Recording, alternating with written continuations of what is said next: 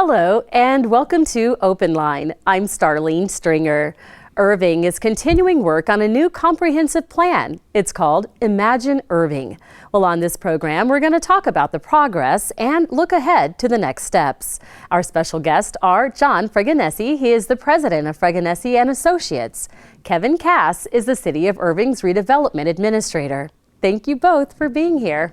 Well, Kevin, let's start with the first question and give it right to you because there have been a lot of updates and we're going to get to those soon. But there's some folks who just need an overall recap of what exactly the comprehensive plan is. So will you explain that for us? Yes, a comprehensive plan is a tool that cities use to, as the name describes, a way to plan for the future. A city has to know what its resources are, what its needs are, so it can provide and plan for those for the future.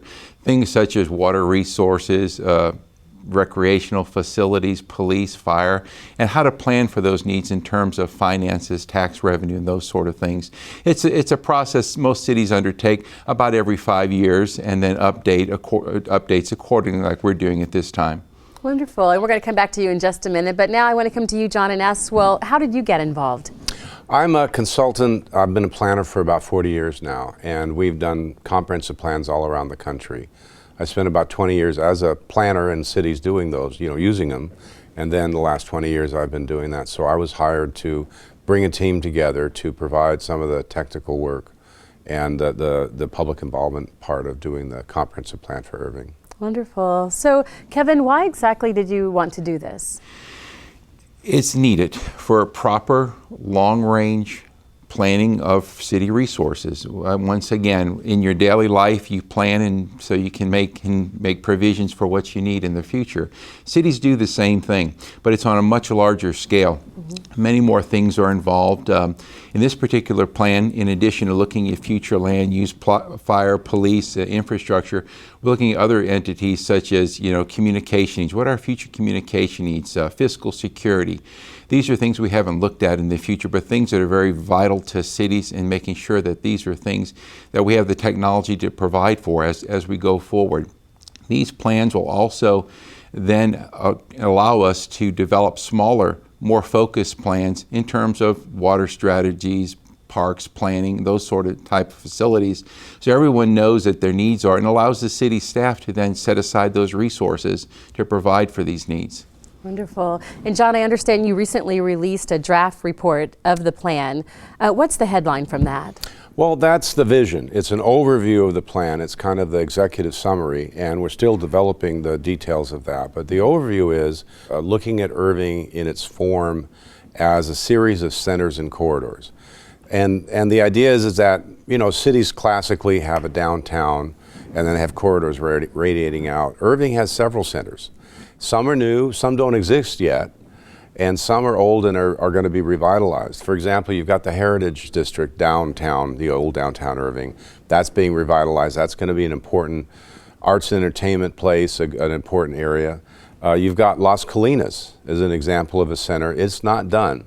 It's continued to expand and even change. The recent news about the Verizon property and how it's going to be growing. That's important. And then you've got the old stadium site, which now has expanded to a number of sites that about 1,000 acres.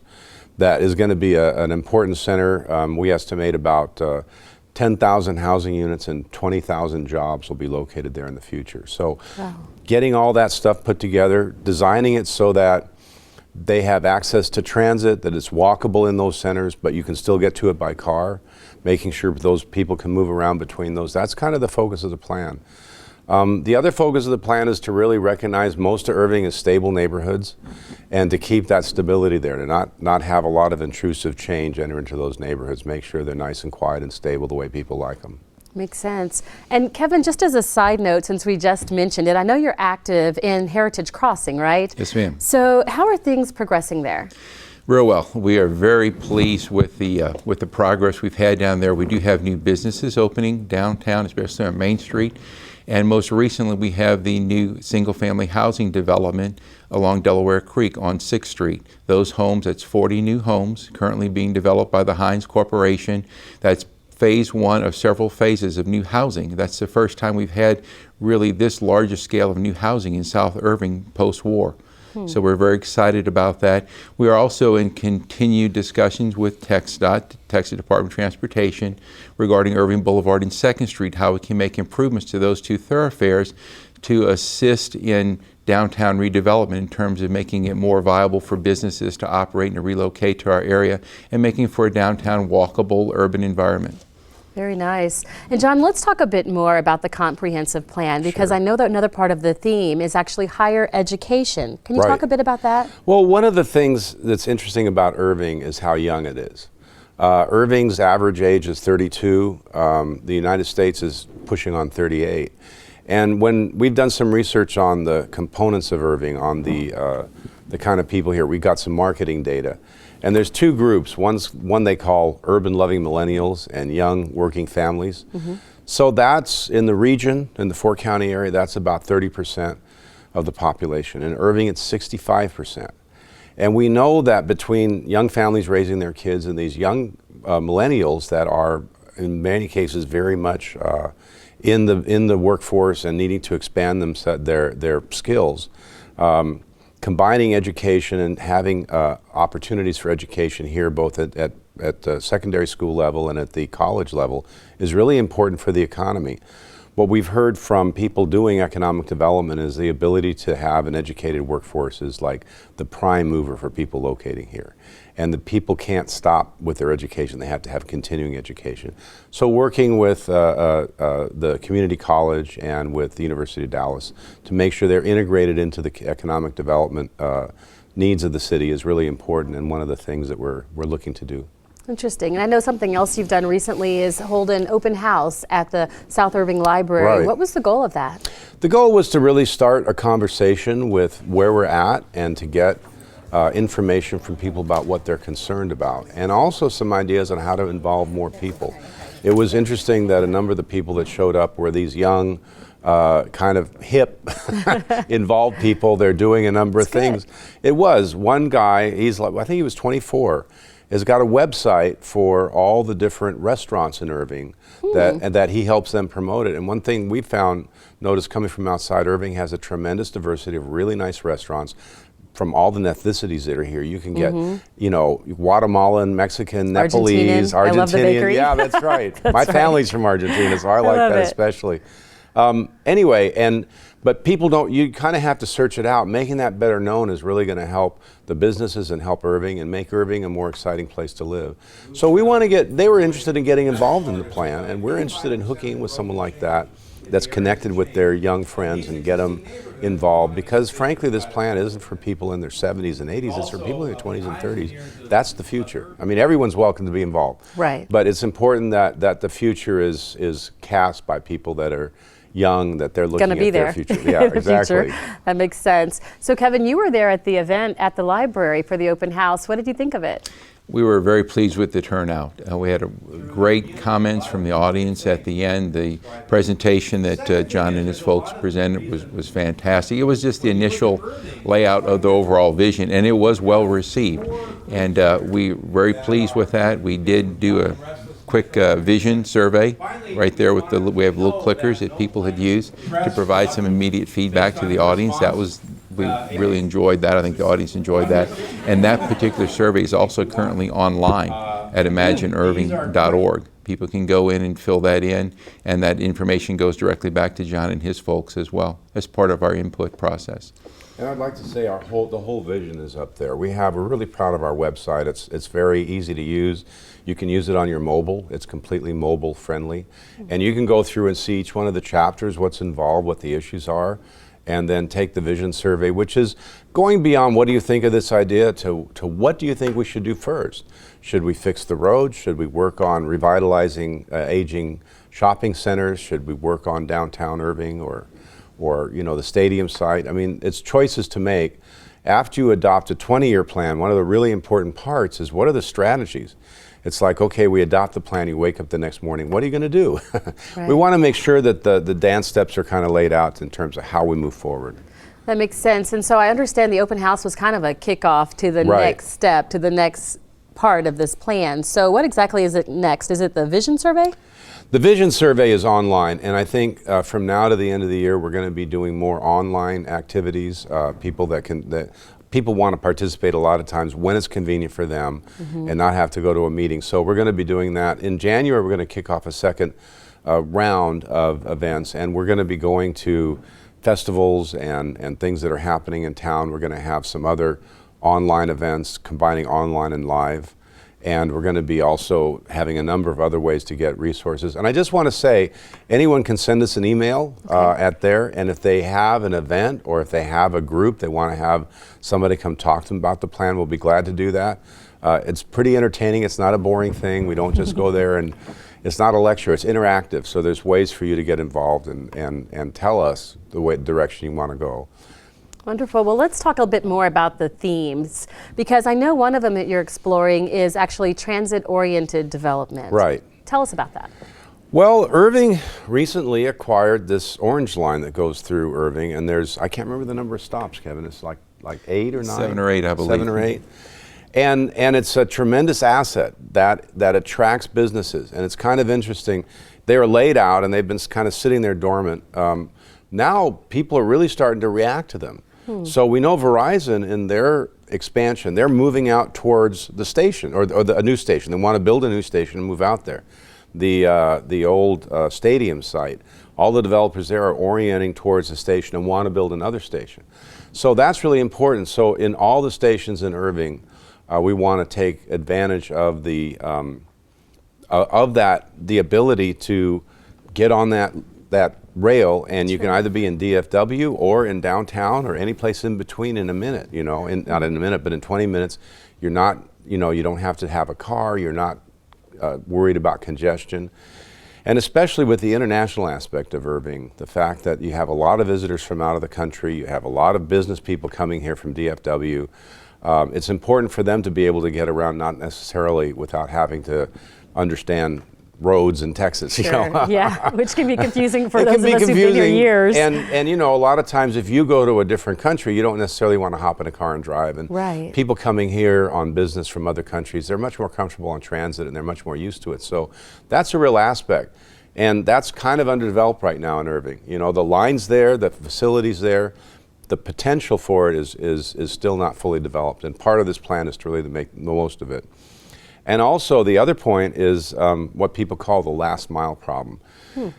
The mile between your destination and the station. Okay. And sometimes in Irving it's not the last mile, it's the last 2 or 3 miles.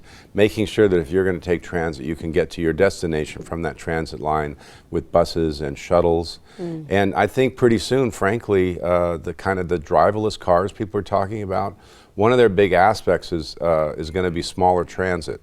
A small bus without a driver that can run a shuttle, pick you up and take you where you need to go. You're going to see more of that. Probably in 5 to 15 years, that's going to become, I think, a big deal in terms of transportation. Interesting. And what about open space? Can you talk about that? Yeah, we have a comprehensive open space and parks plan as part of it. So we're looking at, in each of the neighborhoods, what they have, what they lack, and where we need more open space. One part is to take advantage of the natural features of Irving, both the Trinity River and its green space, and also the creeks and canals that run through Irving. Sometimes there have been people turn their backs on them, and we want to make sure, as you have in the Heritage Crossing, to make that a real centerpiece of the water and the vegetation. People love that, and be able to have trails that follow it through Irving. When you look at the map, it's got a pretty complete series of green spaces. Making the most of that's important. The second thing is to really understand what your park needs are, where there's deficient, and how to find land for parks. One of the things for active parks, there's a whole bunch of needs for soccer, baseball, and even cricket. So finding places to do that. So you have to be creative. Irving doesn't have a lot of vacant land, but it has some, and some places that we're working with the Parks Department to have a master parks plan to move ahead. Wonderful. And John, let me ask you about this. A few months back, we were actually at some of the citywide neighborhood workshops. What were they all about? Those neighborhood workshops really were to discover what people wanted in terms of their neighborhood, what they thought the problems were, and then to make sure the plan was addressing those problems. So for example, the whole issue of this the green spaces and making the most of the creeks came out of those neighborhood meetings. People, when they were doing maps, kept drawing, along there. I want a trail. This should be more open. I should be able to get here. We should plant trees, not just lawn here. And then the other point was in transportation, the really important aspect of improving the north-south corridors in Irving, MacArthur, O'Connor, Beltline, all these roads that run north and south that don't you need to have better access, because the north-south transportation in Irving sometimes can be a challenge at peak hour. Definitely. And Kevin, back to you now. Why did the city want to get so much public input? This plan belongs to the people. I mean, they have to understand it. They have to provide us with the input. It's going to provide for their needs. It's going to allow them to, look at future land use, understanding where the city still has opportunities to grow, where it still has opportunities to redevelop, and it also to handle the growing number of residents that are continuing to move to our area. We want to make sure everyone's comfortable and understanding of all that's happening in not only the DFW area, but in the surrounding region as well. And so to do that, the plan has to reflect what your community is all about, what you have to offer. It's kind of like your brand that you're promoting to other entities as well. So it comes from the people, and it has to be for the citizens of the city. Wonderful. And John, back to you now. I want to talk about the demographics information, because I know a lot of that was collected and other data too. What did that reveal to you? Well, it reveals that Irving has a really interesting component in terms of people, in terms of what they like. There's this information that's available now from big data, they call it, But basically they collect data from people's consumption habits, and they organize people into 60 or so categories around the country based on your consumption habits. So we can know a person is, say, 35 years old and makes so much money, but we don't know if in that neighborhood if you should open a Starbucks or a Dunkin' Donuts. And it kind of depends on that. So we looked at Irving, and there's a couple of big groups. One is, we've called it urban-loving millennials. These are young people, they're renters, they're in business, they're many times young professionals. They want a place to hang out. They want to meet with their friends. They're very tech savvy. You can see them around Irving, but really they want more entertainment. They want more lively spots. They're very interested in living in mixed-use neighborhoods. Another big group is young, diverse families. These are people that are starting off. They could be former young millennials, but they want to buy a house. They want to start a family. They want to have a place that's good for kids. They're worried about schools.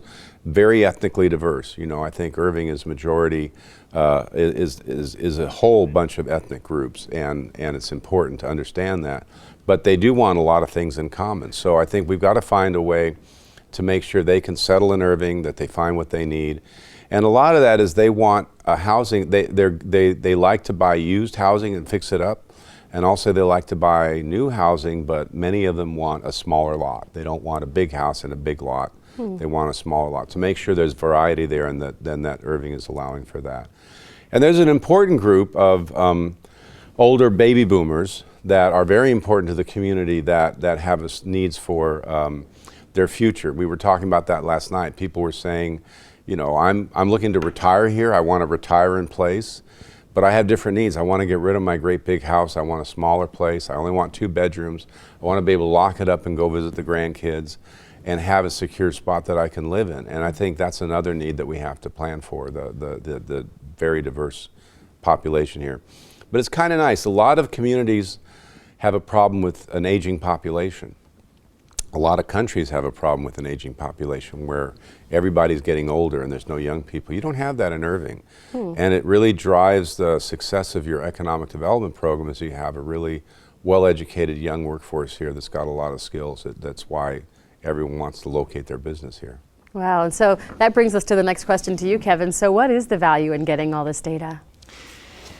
I always look at it 2 things. It lets us verify what we've accomplished in the past, and also allows us to assess what we're considering in the future. Doing all these the different input meetings allow us to really get a glimpse of what the day-to-day population is. What are they really wanting to get out of life? What are their true needs? Cities typically in the past, as I started out, you look at fire, police protection, those basic services. But there's so much more to people's lives nowadays in terms of, John mentioned, like recreational needs, family needs, those type of things that may have not really been looked at so much more in previous plans are now at the forefront of what we're trying to do with this particular plan. Wonderful. And John, tell us about your company's experience in taking on projects like this. Well, we've been in business about 20 years, and we've done a number of plans, including for Dallas, Tulsa, Baton Rouge, and the really successful plans 5 or 10 years later, you can really see how the changes have come about in the community. It allows you to focus. It allows you to set kind of a system of governance that stabilizes the community. It allows you to really make sure you're taking care of the water, you're taking care of the sewer, you know what the challenges are going to be in the future. But the exciting part, it also allows you to really focus on some initiatives that will be exciting, that will take your community to the new level. And that's the part I really like about it. It's exciting to go back 5, 10 years later and see things happening that weren't there before. That's true in Tulsa. They had when we were doing the plan up there, they had this abandoned kind of old industrial area north of the downtown, basic northeast. Now it's got a baseball stadium. It's the Brady Arts District. There's all kinds of new businesses and housing going in there, and it's become a place that people go for entertainment all the time. From all over the community come there. And it's something that we'd like to see that happen here, that some of these initiatives that come out of this plan will become, new exciting spots. Primarily the goal is to make sure things are stable and well run and financially secure. But you also want to have some excitement come out of the plan. Well, sure, excitement's always a good thing, right? Yeah, exactly. So, Kevin, we'll go back to this because you talked a bit about it, but once the plan is completely done, once all the work is complete, what will the city do with the plan?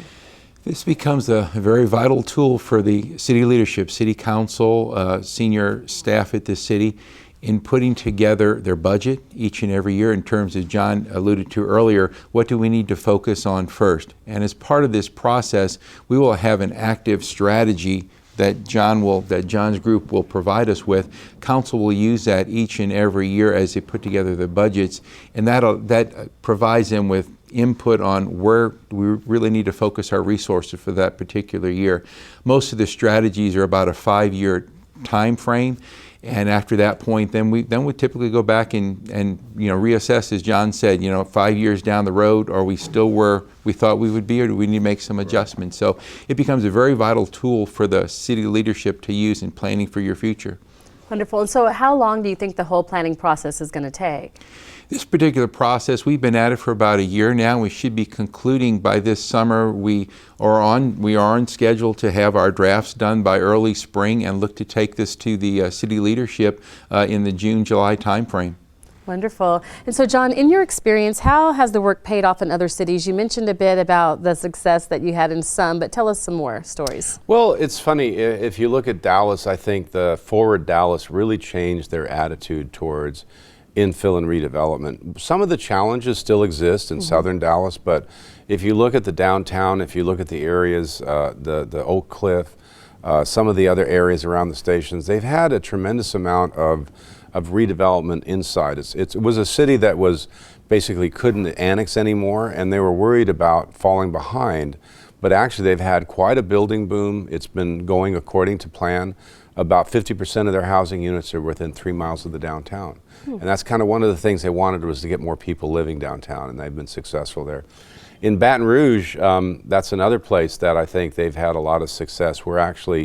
I'm going there next week to start on a project to actually start the engineering and construction of a streetcar line that's going to go from the state capitol right through the downtown to LSU and maybe even go around Tiger Stadium. Oh my goodness. And that's a tremendous, we saw that, through the planning process, we saw that opportunity, and we're able to kind of put that together, and now they're moving ahead, and it's really gotten people excited. So well, good. Well, a lot of folks are excited about having you here in Irving and seeing what comes of this. Right. And so now you're getting a lot of questions from different people. What are some of the common questions you're getting from people about the comprehensive plan here in Irving?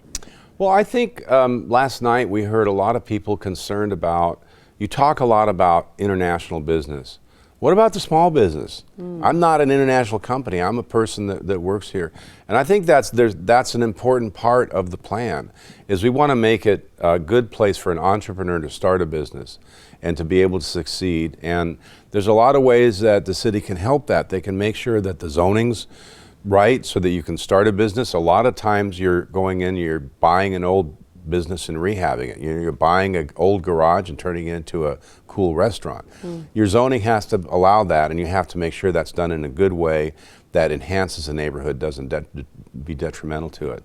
You got to have good infrastructure to help that. And a lot of times we talk about education.